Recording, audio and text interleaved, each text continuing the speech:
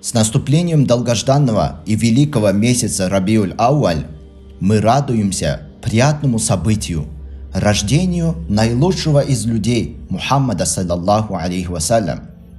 Он родился в городе Мекка. Он был из благочестивого рода Курайш.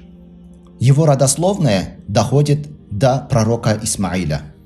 Его мать Амина, дочь Вахба, забеременела в первую ночь месяца Раджаб. С началом ее беременности она увидела знамение, слышала, как ангелы восхваляли Аллаха вокруг нее. Пророк Мухаммад родился в год слона. Именно в тот год военачальник Эфиопии Абраха со своим войском напал на арабские страны. По воле Аллаха Всевышнего появились стаи птиц, которые уничтожили всю его армию.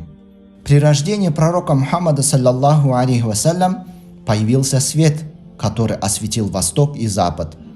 В день его рождения погас огонь огнепоклонников, который не гас тысячи лет, и высохло озеро Сава, являвшееся местом тирании.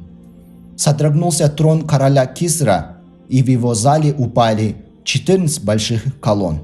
Дорогие верующие, мусульмане уже сотни лет собираются для празднования этого события. В этот благословенный месяц мусульмане рассказывают биографию пророка, саллаллаху алейхи вассалям, читают священный Коран, читают красивые, смягчающие сердца стихи и читают аяты священного Корана. Ведь самые лучшие слова в адрес благородного пророка, саллаллаху алейхи вассалям, это слова, сказанные в Коране. Воистину, ты обладаешь высокой, почетной нравственностью. Аллах Всевышний повелел нам относиться с уважением по отношению к пророку Мухаммаду саллаллаху алейхи вассалям. В одном из аятов сказано: «Те, которые уверовали, поддерживали в победе и относились к нему с уважением, следуя по его пути, счастливые в конце света». Когда люди собираются отмечать день рождения пророка, то это благочестивое деяние. Первый, кто начал отмечать Маулид, это король Ирбиля Музаффар. Он собирал людей, и они вспоминали истории о пророке Мухаммаде, саллаллаху алейхи вассалям. Все ученые и богобоязненные люди одобрили это благочестивое деяние и хвалили того, кто ввел это новшество. В хадисе сказано: «Какой бы мусульманин ни призвал на меня благословение, ангелы обязательно станут призывать на него такое же благословение, какое он призвал на меня».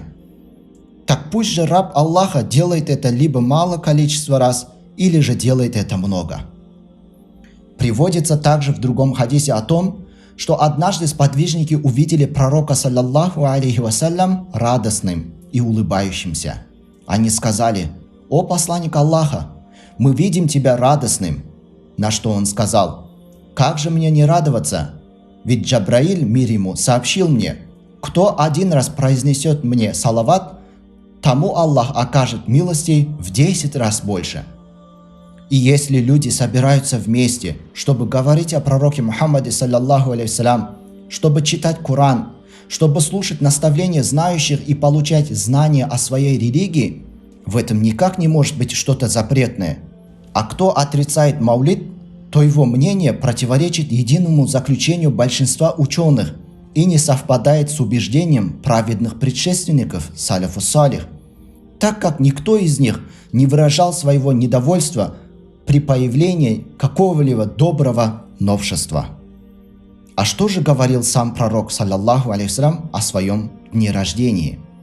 Как мы знаем, посланник Аллаха родился в понедельник, и однажды его спросили о его посте в день понедельник, и он ответил: «В этот день я родился, в этот день я стал пророком, и в этот день на меня снизошло откровение». Это означает, что пророк Мухаммад, саллаллаху алейхи вассалям, отмечал свой день рождения и придавал ему особое значение, постясь в этот день, а Всевышний Господь отметил этот день, ниспослав откровение именно в этот день, в который родился пророк Мухаммад, саллаллаху алейхи вассалям. Аллах Всевышний сказал: «Воистину, посланник Аллаха для вас является прекрасным примером, чтобы следовать по его пути». Просим у Всевышнего Аллаха спасения и защиты для нашей религии от неправильного толкования и искажения.